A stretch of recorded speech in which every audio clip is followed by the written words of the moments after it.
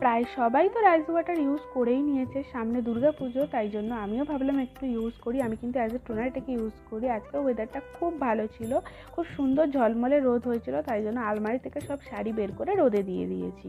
এটা হলো আমার বিয়ের শাড়ি, আর এটা রিসেপশনের, আর এটা হলো আমার লজ্জা বস্ত্রের শাড়ি বা ভাত কাপড়ের শাড়ি। এবারে লাঞ্চ টাঞ্চ করে আমি বসে গেছি সব আলমারিতে গোছাতে। এটাই হচ্ছে সব থেকে বেশি টাইম লাগে। বিয়ের পর প্রত্যেকটা মেয়েরই স্বপ্ন থাকে একটা আলমারি ভর্তি শাড়ি হবে। আমারও সেরকম শাড়ি আছে, কিন্তু শাড়ি পরা হয়ে ওঠে না। আজকে সন্ধ্যাবেলা একটা কেকের অর্ডার ছিল। এটা হলো 3 পাউন্ডের একটা রসমালাই ফ্লেভারের কেক।